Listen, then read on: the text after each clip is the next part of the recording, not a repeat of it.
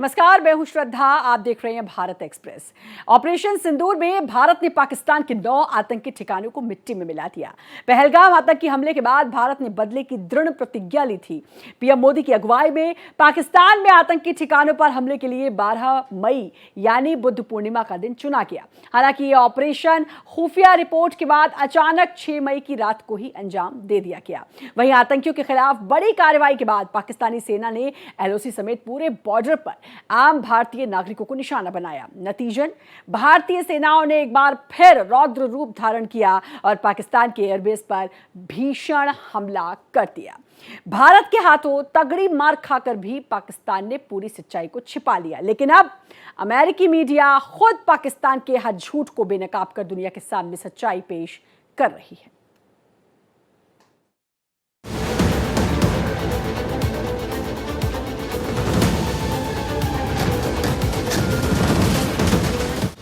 पहलगाम में आतंकी हमला, बदले के लिए बुद्ध पूर्णिमा का दिन चुना।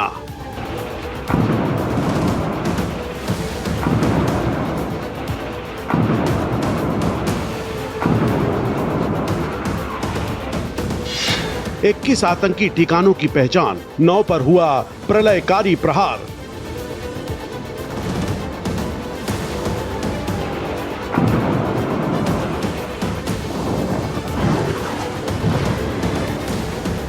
तेईस अप्रैल को बना प्लान, पीएम ने दिया ऑपरेशन सिंदूर नाम।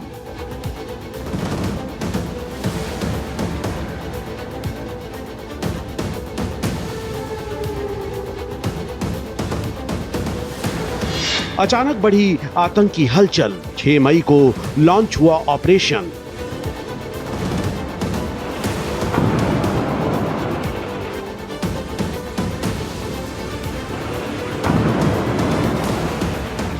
न्यूयॉर्क टाइम्स, वॉशिंगटन पोस्ट का खुलासा, पाक के कई एयरबेस तबाह।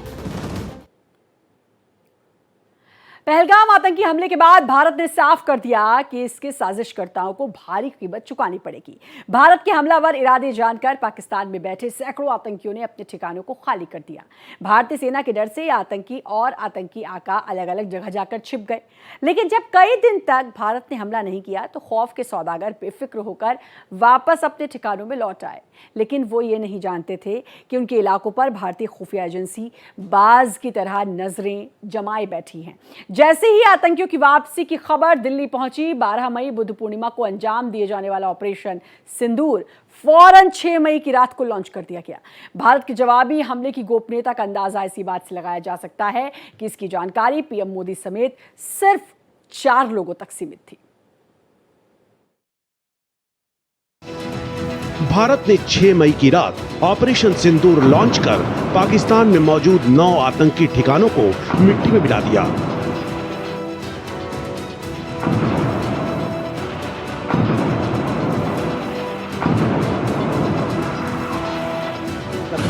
पहलगाम आतंकी हमले के जवाब में भारत के असाधारण जवाबी हमले से पाकिस्तान की चूल्हे हिल गईं। अब इस ऑपरेशन की कामयाबी के राज सामने आ रहे हैं। हम आपको ऑपरेशन सिंदूर की पूरी इनसाइड स्टोरी बताते हैं। दरअसल पाकिस्तान में मौजूद आतंकी ठिकानों को तबाह करने वाला ऑपरेशन सिंदूर 22 मई को लॉन्च होना था, लेकिन इसे 5 दिन पहले 6 से 7 मई की रात ही लॉन्च कर दिया गया। इसकी वजह पाकिस्तान से मिला स्ट्रॉन्ग इंटेलिजेंस इनपुट था। 22 अप्रैल 2025 को पहलगाम में हुए आतंकी हमले में 26 लोगों की मौत हुई। प्रधानमंत्री नरेंद्र मोदी अगले ही दिन सऊदी अरब का दौरा बीच में छोड़कर भारत लौटे और देर शाम कैबिनेट कमेटी ऑन सिक्योरिटी की बैठक ली। सेना से जुड़े विश्वस्त सूत्रों के मुताबिक पहलगाम आतंकी हमले की जवाबी कार्रवाई और पाकिस्तान परस्त आतंकी ठिकानों को नेस्तानाबूद करने वाले ऑपरेशन सिंदूर का नाम पीएम मोदी ने 23 अप्रैल को ही दे दिया था। इसके लिए तारीख भी तय कर दी गई थी, 12 मई 2025 यानी बुद्ध पूर्णिमा। प्रधानमंत्री मोदी ने राष्ट्रीय सुरक्षा सलाहकार Ajit Doval, chief of defence staff general Anil Chauhan और तीनों सेनाओं के प्रमुखों को पाकिस्तान पर ठोस और निर्णायक जवाबी कार्रवाई करने के निर्देश दिए थे। हिंदुस्तान ने जब कहा कि हम बड़ी कार्रवाई करने जा रहे हैं, फिर सीसीसी की भी बैटिंग हुई, फिर सीसीपीए की बैटिंग हुई, सीसीसीए की बैटिंग हुई, 2 बारी सीसीसीएस की बैटिंग हुई, बातचीत हुई, फिर हमारे विपक्ष के साथ दो बार उनको कॉन्फिडेंस मिल गया। इससे पाकिस्तान को साफ पड़ लग गया था कि जंग तो होगा, हिंदुस्तान जवाबी कार्रवाई तो करने वाला है। ऐसे में तकरीबन इनिशियली 31 टेररिस्ट टारगेट को चुना था, लेकिन साफ तौर पे पता लगना शुरू हो गया था कि उनमें से ज़्यादातर जो है उनको पाकिस्तान ने खाली कर लिया है। जितने भी लॉन्च पैड थे उनको खाली कर लिया था, जितने भी आपके टेररिस्ट ट्रेनिंग कैंप्स थे उनको खाली कर दिया था। फिर उनको चुना गया जहाँ इंटेलिजेंस कह रही थी अभी भी बड़े पैमाने पर है, और उनके जो हेडक्वार्टर्स हैं, जो प्रधानमंत्री कह रहे हैं उनकी यूनिवर्सिटीज़ हैं, जैसे मुरीद के था, भावलपुर में था, बट इसमें भी उतनी बड़ी तादाद में आतंकी नहीं थे जिसकी हमारे को अपेक्षा थी। क्योंकि आतंकी उनको साफ तौर पर पता लग गया था हमला होने वाला है और इसको खाली कर गए थे। भारत की इंटेलिजेंस एजेंसियों ने खुफिया जानकारी के आधार पर पाकिस्तान और पाक अधिकृत कश्मीर में कुल 21 आतंकी ठिकानों की लिस्ट बनाई, जिन पर लगातार नजर रखी गई। उरी और पुलवामा आतंकी घटनाओं के बाद भारत की जबरदस्त जवाबी कार्रवाई से पाकिस्तान सतर्क था। उसे पता था कि भारत इस बार पहले से ज्यादा कठोर कार्रवाई करेगा, इसलिए आतंकी ठिकानों को खाली करा दिया गया था और आतंकी दूसरी जगहों पर जा छिपे थे। 12 दिनों तक भारत की तरफ से कोई कार्रवाई न होने पर आईएसआई और आतंकी सरगनाओं को लगा कि शायद भारत जवाबी कार्रवाई नहीं करेगा। इसी गलतफहमी में आतंकी अपने ठिकानों पर लौटने लगे। भारत की इंटेलिजेंस एजेंसियों ने इन ठिकानों पर लगातार नजर बनाई हुई थी। 6 मई की दोपहर बाद भारतीय खुफिया विभाग को जानकारी मिली कि आतंकी ठिकानों पर हलचल बढ़ गई है और आतंकी अब वापस लौट रहे हैं। इंटेलिजेंस और सैटेलाइट सर्विलांस से इसकी पुष्टि होने के बाद तय किया गया कि ऑपरेशन सिंदूर के लिए 12 मई का इंतजार नहीं करना है। प्रधानमंत्री मोदी को बताया गया तो उन्होंने हरी झंडी दे दी। हिंदुस्तान की खुफिया एजेंसी ने बड़ी उनकी मूवमेंट के बारे में इंफॉर्मेशन दी, तो ऑब्वियसली ये साफ तौर पर नजर आता है कि आज हिंदुस्तान के रॉ जो है काफ़ी ज़्यादा मजबूत हो चुका है। एक ज़माना था जब पाकिस्तान के अंदर हमको बहुत कम इन्फॉर्मेशन थी, लेकिन मोदी जी ने रॉ को उछालना शुरू किया है और कोशिश है कि अगले कुछ सालों में रॉ जो है मोसाद की तरह या CIA की तरह या FBI की तरह उतना ही सख्त, उतना ही मजबूत हो जाए, जैसे MI5 है, जैसे CIA है, जैसे मोसाद है। और वास्तव में इन एडिशन टू इनसे इनपुट मिलने के लिए हमको एक्सटर्नल इंटेलिजेंस इसराइल से, अमेरिका से भी, दूसरे देशों से भी इंटेलिजेंस इन्फॉर्मेशन मिल रही है, जिसका हिंदुस्तान को लाभ हो रहा है, लेकिन उसको चेक और रीचेक करना पड़ता है। पीएम के निर्देश के बाद से ही भारतीय सेना ऑपरेशन को लेकर पूरी तरह से तैयार थी। हालांकि तारीख और समय किसी को नहीं पता था। 6 मई की शाम तक सिर्फ 4 लोगों को ऑपरेशन सिंदूर के बारे में पता था। सेना से जुड़े सूत्रों ने बताया कि ऑपरेशन की गोपनीयता बरकरार रखने के लिए हर संभव कोशिश की गई। किसी भी पायलट या ग्राउंड स्टाफ को विशेष तौर पर नहीं बुलाया गया। ऑपरेशन के लिए महिला पुरुष नहीं देखा गया। उस वक्त जो भी मौजूद था उन सब का इस्तेमाल किया गया। एयरफोर्स के साथ ही आर्मी और नेवी ने भी पूरी मुस्तैदी से ऑपरेशन सिंदूर को अंजाम दिया। Bureau report, Bharat express. Bharat ने भले ही ऑपरेशन सिंदूर को पहले लॉन्च कर दिया हो, लेकिन इसके बाद प्रधानमंत्री मोदी ने देश को संबोधित करने के लिए 12 मई बुद्ध पूर्णिमा का दिन ही चुना। भारत भगवान बुद्ध के दिखाए शांति के मार्ग पर चलने वाला देश है, लेकिन जब कोई इसे भारत की कमजोरी समझकर कायराना हमला करता है तो हिंदुस्तान उसे जमींदोज करने का साहस और ताकत भी रखता है। ऑपरेशन सिंदूर के तहत दुश्मन पर जिन मिसाइलों ने आसमान से कहर बरपाया, उसमें स्वदेशी ब्रह्मोस मिसाइल सबसे अहम रही है। ऑपरेशन सिंदूर रियल टाइम इंटेलिजेंस इनपुट पर आधारित था। इसके तहत भारतीय सेना का मकसद सिर्फ आतंकी ठिकानों को निशाना बनाना नहीं था, बल्कि ज्यादा से ज्यादा आतंकियों को मौत की घाट उतारना था। इसलिए इंडियन आर्मी को जहां भी मैक्सिमम आउटपुट मिल सकता था वहीं पर एक्शन लिया गया। भारतीय सेना को इतनी सटीक कार्रवाई करनी थी कि एक ही कंपाउंड में एक ही बिल्डिंग बचाते हुए दूसरी बिल्डिंग को ध्वस्त करना था। सेना ये सुनिश्चित करना चाहती थी कि जवाबी कार्रवाई से पाकिस्तान के आम लोगों या पाकिस्तानी मिलिट्री इंफ्रास्ट्रक्चर को कोई नुकसान न पहुंचे। ऑपरेशन सिंदूर के दौरान तमाम विदेशी हथियारों के साथ ही ब्रह्मोस क्रूज मिसाइलों का भी इस्तेमाल किया गया। एयरफोर्स से जुड़े सूत्रों के मुताबिक पाकिस्तान के खिलाफ स्वदेशी और महाप्रलयंकारी ब्रह्मोस मिसाइलों का बड़े पैमाने पर इस्तेमाल हुआ। भारतीय सेना ने हमलों में पाकिस्तान के कई महत्वपूर्ण एयरबेस ध्वस्त किए। इनमें से सरगोदा एयरबेस इंटरनेशनल बॉर्डर से सबसे दूर था, जिसकी इंटरनेशनल बॉर्डर से दूरी करीब 180 किलोमीटर है। भारतीय सेना के सूत्रों के मुताबिक इन हमलों के दौरान ज्यादातर पाकिस्तानी रडार काम नहीं कर रहे थे। इनको पहले ही स्ट्रेटेजिकली एलिमिनेट कर दिया गया था। अपने मोस्ट स्ट्रेटेजिक मिलिट्री एस्टेब्लिशमेंट पर हमले के बाद पाकिस्तान को अपने फाइटर जेट्स तक को सुरक्षित रखना मुश्किल हो गया था। पाकिस्तान का एयर डिफेंस सिस्टम पहले ही तबाह हो चुका था। ऐसे में उनके पास सीज फायर के अलावा कोई दूसरा विकल्प मौजूद नहीं था। सीज फायर वायलेशन की घटनाओं पर आर्मी सोर्सेज ने कहा कि इनमें ज्यादातर डिस्ट्रैक्शन ड्रोन हैं। पाकिस्तान को पता है कि भारत की एयर डिफेंस सिस्टम को भेद पाना उसके लिए नामुमकिन है, इसलिए वो सीमा पर पैनिक क्रिएट करने और अपनी जनता को खुशफहमी में रखने के लिए ऐसी हरकतें करते हैं। देखो, इसमें किसी प्रकार का कोई शक नहीं। नाइट 6/7 को जब हमने रात को 1:05 के ऊपर ये ऑपरेशन किया, इन एग्जैक्टली 25 मिनट्स में या 23 मिनट्स में हमने पाकिस्तान के पूरे जो रेडार्स थे उनको जैम किया इलेक्ट्रॉनिक वॉरफेयर से।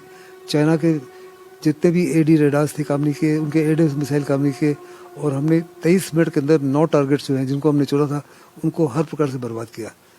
24 से 25 मिसाइली दागे, कुछ कामिकाज़े ड्रोन दागे, कुछ हैमर मिसाइल का इस्तेमाल किया, स्काइप का मिसाइल किया, स्काल्प का किया, और पाकिस्तान को ज़बरदस्त नुकसान पहुंचाया।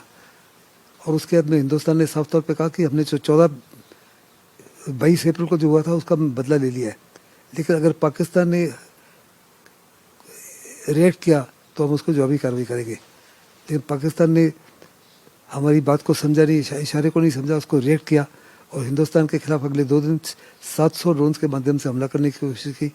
और फिर हिंदुस्तान ने जो नाइट 9th को जवाबी कार्रवाई की, जो वंस अगेन 23 मिनट्स में हमने उनके 11 एयरबेसेस को बर्बाद कर दिया। प्रधानमंत्री नरेंद्र मोदी भले ही 12 मई को ऑपरेशन सिंदूर लॉन्च नहीं कर पाए, लेकिन उन्होंने इस दिन का इस्तेमाल राष्ट्र के नाम संबोधन देने के लिए किया। महात्मा बुद्ध की जयंती के मौके पर उन्होंने पाकिस्तान को कड़े लहजे में चेतावनी दी और इंदिरा अटल की तरह ही दुनिया के सामने भारत की शांति प्रिय छवि को मजबूती से पेश किया। हालांकि सीज फायर के बावजूद भारतीय सेनाओं को फ्री हैंड दिया हुआ है। पाकिस्तान की नापाक हरकतों पर भारतीय सैनिकों को उससे ज्यादा इंटेंसिटी से जवाब देने का निर्देश मिला हुआ है। Bureau report, Bharat express. Yasin Munir की सेना ने प्रेस कॉन्फ्रेंस कर न सिर्फ पाकिस्तानी आवाम से झूठ बोला, बल्कि भारतीय हमले के बारे में पूरी दुनिया को गुमराह करने की कोशिश की। लेकिन ऐसा करते वक्त पाकिस्तान ये भूल गया कि आज आधुनिक विज्ञान का दौर है। न्यूयॉर्क टाइम्स के बाद वॉशिंगटन पोस्ट ने सैटेलाइट इमेज जारी कर ये साफ कर दिया है कि भारतीय हमले में पाकिस्तान के कई एयरबेस पूरी तरह से तबाह हो गए। अब पाकिस्तान किसी को मुंह दिखाने लायक नहीं बचा है। पाकिस्तान ऐसा देश है जहां की सेना और सरकार सच्चाई को कभी भी अपनी जनता तक पहुंचने नहीं देती है। लोगों को गुमराह कर सेना के जनरल और बड़े मंत्री सिर्फ अपने नापाक मंसूबों को पूरा करते रहते हैं। भारत ने ऑपरेशन सिंदूर के बाद पाकिस्तानी सेना की एलओसी पर कायराना हरकतों के जवाब में एक बार फिर भीषण जवाबी हमला किया। भारत के इस हमले में कई पाकिस्तानी एयरबेस को गंभीर नुकसान पहुंचा, लेकिन पाकिस्तानी सेना ने प्रेस कॉन्फ्रेंस कर खुद को लगी इन भीषण चोटों पर पर्दा डाल दिया। पाकिस्तानी सेना विश्व को संदेश नहीं देना चाहती, अपने अवाम को बेवकूफ़ बनाना चाहती है, ताकि उनकी आर्मी का दबदबा बना रहे, उनकी आर्मी की इंपॉर्टेंस और अहमियत बनी रहे। पाकिस्तान तो ये भी कह रहा है कि 48 की लड़ाई उन्होंने हिंदुस्तान से जीती, हिंदुस्तान को ज़्यादा नुकसान पहुँचाया। 65 में भी वो कहता है हिंदुस्तान को हमने जा पे चढ़ा। 71 में उसके 2 टुकड़े हो गए, फिर भी वो कहता है 71 वाज अ ड्रॉ। 99 में भी हमसे बुरी तरह से पिटा, लेकिन अपने देशवासियों को ये बोलता रहा कि उसकी जीत हुई है। और जहाँ तक ये लड़ाई हुई है, अभी भी पाकिस्तान में खुशी की लहर उठी हुई है। शहबाज शरीफ कह रहे हैं हमने हिंदुस्तान को ऐसी मत दी है और इतना ज़्यादा हिंदुस्तान में नुकसान किया जिसका हिंदुस्तान को अपेक्षा नहीं थी। और वास्तव में सारा का सारा झूठ है। उनके तो कोई सक्सेसफुल हुआ ही नहीं, लेकिन फिर भी अपने अवाम को ये बता रहे हैं। और आज के माहौल में या आज के दौर में विश्व को बेवकूफ़ नहीं बनाया जा सकता। सैटेलाइट्स के माध्यम से, सोशल मीडिया के माध्यम से सब कुछ सब देश को पता है। अमेरिकी मीडिया ने पूरी दुनिया के सामने पाकिस्तान की सच्चाई उजागर कर दी। न्यूयॉर्क टाइम्स के बाद अब वाशिंगटन पोस्ट ने भी कबूल किया है कि भारतीय एयर स्ट्राइक में पाकिस्तान को तगड़ा नुकसान हुआ है और पाकिस्तानी एयर डिफेंस भारत के हमलों को रोकने में पूरी तरह नाकाम रही है। वॉशिंगटन पोस्ट ने सैटेलाइट तस्वीरों और कई और दूसरे साक्ष्यों के हवाले से एक्सपर्ट के जरिए विश्लेषण किया है। इसमें कहा गया है कि पाकिस्तान पर भारतीय हमलों में कम से कम 6 हवाई अड्डों पर रनवे और संरचनाओं को नुकसान पहुंचा, जिसके बारे में विशेषज्ञों ने कहा कि दक्षिण एशियाई प्रतिद्वंदियों के बीच दशकों से चल रहे संघर्ष में यह अपनी तरह का सबसे बड़ा हमला था। वॉशिंगटन पोस्ट ने लिखा है कि 2 दर्जन से ज्यादा सैटेलाइट तस्वीरों और उसके बाद की वीडियो की समीक्षा में पाया गया कि हमलों में वायुसेना द्वारा इस्तेमाल किए जाने वाले 3 हैंगर, 2 रनवे और 2 मोबाइल इमारतों को भारी नुकसान पहुंचा है। भारत द्वारा निशाना बनाए गए कुछ स्थल पाकिस्तान के 100 मील अंदर तक थे, जिसका अंदाजा लगाया जा सकता है कि जंग अगर कुछ और दिन चलती तो पाकिस्तान के कई बड़े शहर तबाह हो सकते थे। वास्तव में दिखाता है कि हिंदुस्तान की प्रोफेशनलिज्म और हिंदुस्तान की काबिलियत, और जो हिंदुस्तान ने कर दिखाया वास्तव में दुनिया की कोई ताकत भी नहीं कर सकती थी। ना तो अमेरिका कर सकता है, ना इजराइल कर सकता है, ना रशिया कर सकता है, और ना ही चाइना कर सकता है।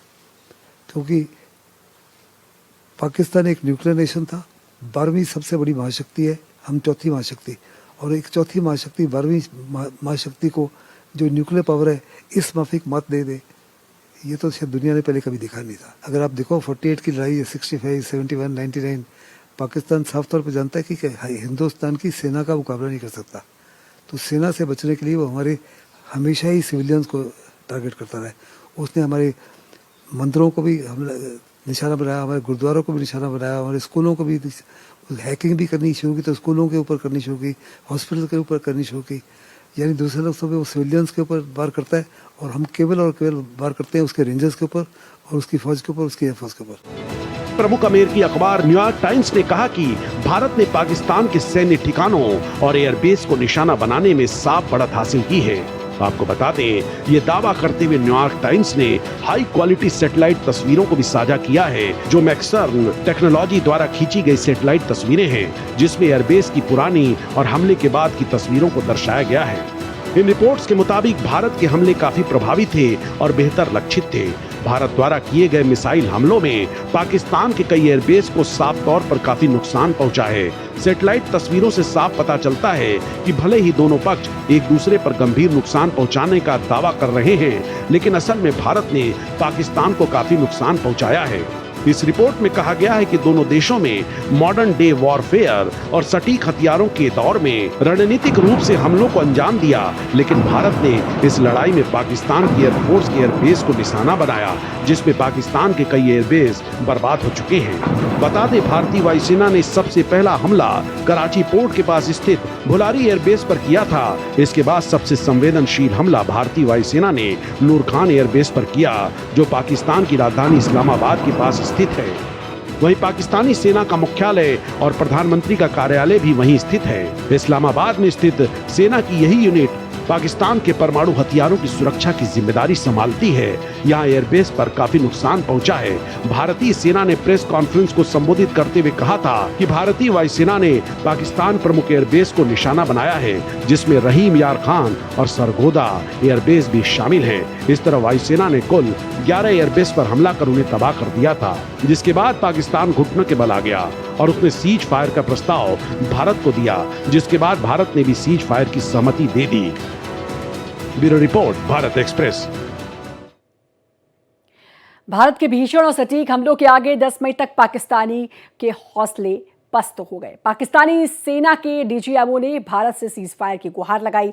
इसकी वजह यह थी कि भारत ने पाकिस्तान के तमाम अहम सैन्य एयरबेस को बुरी तरह तबाह कर दिया था, जिससे पाकिस्तान की सेना और सरकार को साफ हो गया कि भारत उनके मुल्क में किसी भी जगह को बेहद सटीकता से निशाना बना सकता है। भारत के हमलों के सामने पाकिस्तान का एयर डिफेंस सिस्टम पूरी तरह फेल हो गया था। भारत ने यहां भी धैर्य से काम लेते हुए सीज फायर लागू कर दिया, लेकिन मार खाकर भी पाकिस्तानी पुरानी आदत के मुताबिक झूठ बोलने पर पाकिस्तान उतारू हो गया। लेकिन अब अंतर्राष्ट्रीय मीडिया ने उसका ये मुखौटा भी उतार कर उसे पूरी तरह दुनिया भर में जलील कर दिया है। और इसी के साथ हमारे इस खास पेशकश में इतना ही, लेकिन बाकी देश दुनिया की खबरों के लिए लगातार बने रहिए भारत एक्सप्रेस के साथ।